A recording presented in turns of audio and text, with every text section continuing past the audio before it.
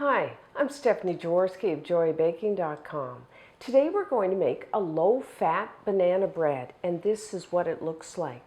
This bread has a wonderfully soft and moist texture, and it tastes of banana and cinnamon and vanilla. And you know what's really good is that this bread is lower in fat than most banana bread recipes, and yet you'll never know when you taste it. So the first thing that you need to do is to preheat your oven to 350 degrees Fahrenheit, which is 180 degrees Celsius, and then you'll need a loaf pan. My loaf pan is 8.5 by 4.5 by 3 inches deep, which is 21.5 by 11.5 by 8 centimeters. Now I'm going to just spray my pan. You know, you could butter it, but we're trying to lower our fat content here, so I'm just going to use one of these non-stick sprays. And then I like to just take a piece of parchment and put it into the bottom of the pan, and then I just put it down, and then I flip it over so that it has a little oil on the top so that it doesn't stick to our banana bread. Okay. So now, we are going to make this by hand. There's a little bit of bowls. You'll have a bit of washing up. In one large bowl, you will need 1 cup, which is 250 grams of mashed bananas. So that's really too large, like this. Now, when you buy bananas, a lot of times they are just yellow. That's fine if you just want to peel it back and eat it. But when you bake with them, we have to let them get like this. It takes a few days where they start to get the brown spots, and that means inside they'll be softer and they're sweeter tasting. I did kind of recently, you know how sometimes you go and buy bananas and they're yellow and you kind of want banana bread. If you take your bananas and put them in a paper bag and just leave them there for a day, they do get soft and brown. A little trick there if you just can't wait, because you know normally it takes 3-4 days just them sitting on your counter. So now I just put in little pieces, and then we're going to mash them. You can just mash them with your fingers. Sometimes I do that. I'm just going to use a fork here. And if you buy bananas and you have a few extra and you don't want to eat them, you don't want to bake with them, just throw them into your freezer. And you can make banana bread, you know, anytime. Just take them out of the freezer. Or they're really good in smoothies, the bananas, frozen. So just mash them. If you have, you know, some chunks, when you're mashing them, a few larger chunks, don't worry. That just gives your banana bread a little bit of texture. So now what I'm going to add to our mashed bananas is a 1/2 cup, which is 120 grams of plain low-fat yogurt, but actually I'm using a non-fat yogurt. So you could do that, cut your fat content back even more. I don't find the taste, I don't find the texture it's just as good with the non-fat yogurt. So let's save a few calories. And then what I'm going to do is add 1 teaspoon, 4 grams of baking soda right in there. And what that's going to do, mix it in, is it's going to lighten the texture of the yogurt and the banana. Kind of a little trick there. Okay, so that looks good. So that's our first thing. Our second is, in a bowl, I have 1 large egg, which is 50 grams out of the shell. So I'm just going to break that up. And to that, I'm not using, you know, a lot of banana bread recipes use like a 1/2 cup of melted butter, which is about 113 grams. I'm using oil here, a flavorless oil, but I'm only using 1/4 cup, 60 grams. So we're saving some calories there.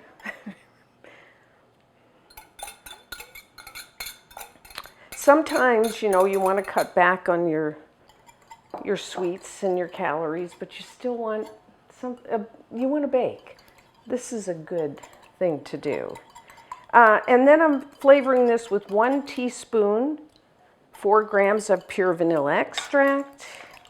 And then I'm going to add 3/4 of a cup, which is about 155 grams of brown sugar. If you're not weighing your ingredients, which of course I always say, you know, get a scale and weigh. It's so much easier and more accurate. But if you don't, take your brown sugar and kind of pat it down into your measuring cup because it tends to be quite soft. So that's this one.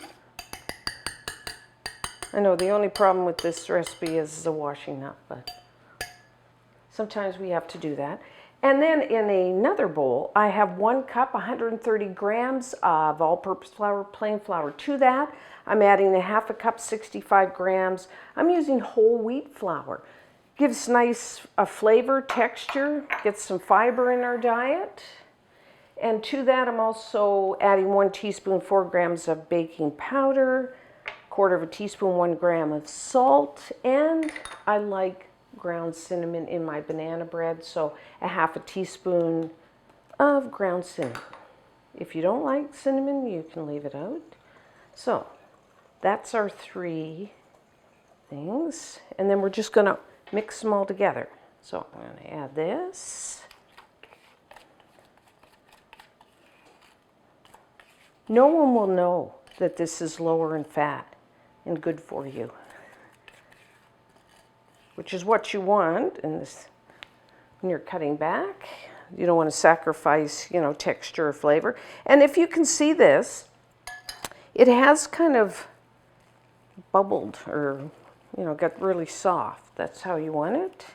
Give us a nice light texture to our banana bread. And then I'm just going to stir all this together with my spatula.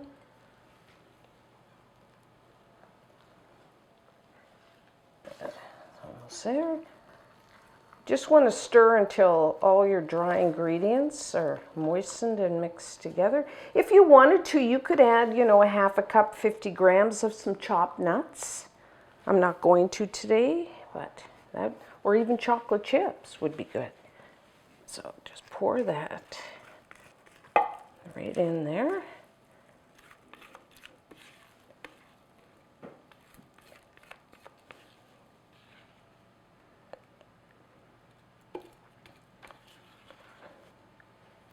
Okay. And then, you know, just use the back of a spoon or an offset spatula to spread that out, and we're done. So everyone's oven is a little different. I'm going to say about between 50 and 60 minutes. It's going to rise a bit, and most important, if you take a wooden toothpick and insert it into the center, it will come out clean. And I do like about halfway through baking, rotate my pan front to back for even baking. But I'm going to say 50 to 60 minutes.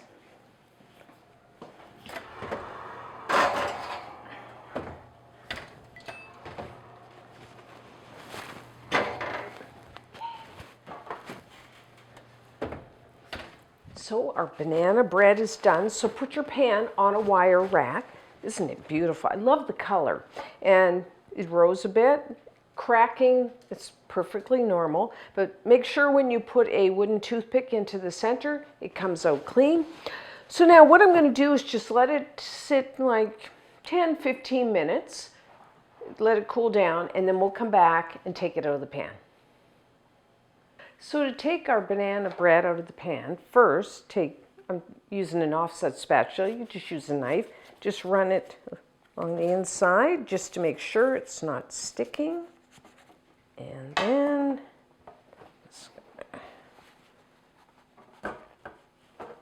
flip it out. Take off the parchment, and then just flip it right side up. There we have our low-fat banana bread. I'm just going to let that cool down, you know, maybe 10, 15 minutes. And then when we come back, we will try slice. So we're now ready to slice our banana bread. Still a little warm. I like it that way. Just cut it. Still soft. So there we have it. I think that, I love the color. And the ground cinnamon gives it this beautiful brown color. Plus we use the whole wheat flour. So now, let's try a slice.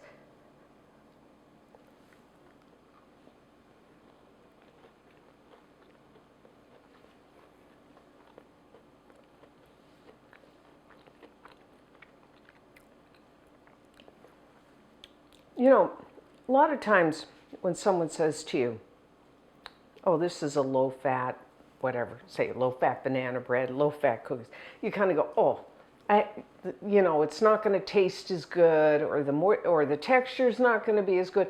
That is not the case here. This banana bread it's wonderfully soft and moist, and it has lots of flavor. We have, lots of mashed banana, very sweet. And then you've got the ground cinnamon, which I love in a banana bread, I do. And then vanilla. And then we have the, whole wheat flour.